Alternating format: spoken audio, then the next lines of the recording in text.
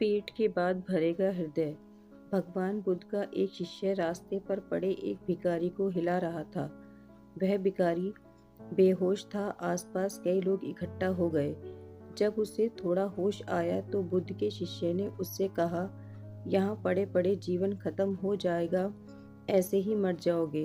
अंत समय में कम से कम कुछ अच्छी बातें सुन लो, उपदेश प्राप्त कर लो। चलो मेरे साथ, मैं तुम्हें भगवान बुद्ध के पास ले चलता हूँ। जब तुम उन्हें सुनोगे तो तुम्हारा दर्द दूर हो जाएगा। वह भिखारी इतना लाचार था कि करवट भी नहीं ले पा रहा था। वह शिष्य उसे उठा भी नहीं पा रहा था।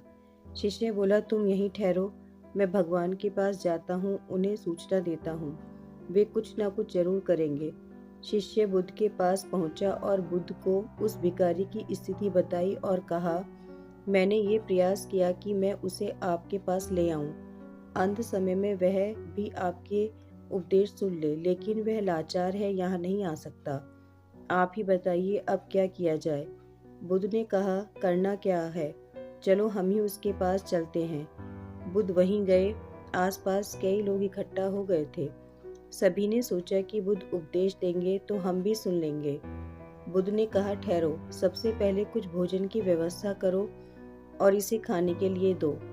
भोजन की व्यवस्था की गई और जैसे ही खाना उस भिखारी के पेट में गया, वह गहरी नींद में सो गया।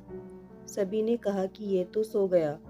बुद्ध ने कहा, हमारा काम हो गया, चलो अब हम यहाँ से चलते हैं। उस शिष्य ने और आसपास खड़े लोगों ने बुद्ध से कहा, कैसा मूर्ख है ये, खाना खाकर सो गया, आप यहाँ थे, इसने उपदेश भी नहीं लिया। बुद्ध ने कहा, ठीक है, कोई बात नहीं, ये कई दिनों से भूखा प्यासा था, ये भूख से ही मर रहा था। इसके लिए सबसे बड़ा उपदेश यही है कि सबसे पहले पेट भरा जाए। अगर कोई व्यक्ति भूखा है तो वह धर्म का मर्म नहीं समझेगा। तुम लोग यही भूल कर रहे हो। सबसे पहले व्यक्ति की जो आवश्यकताएं हैं उन्हें पूरा करना चाहिए, उसके बाद ज्ञान की बातें करनी चाहिए। हम धर्म के नाम पर कितने ही कर्म करें, लेकिन सबसे पहले यह देखें कि हमारे आसपास कोई भूखा ना रहे। किसी का पेट भरने के बाद ही हम उसका हृदय भर सकते हैं।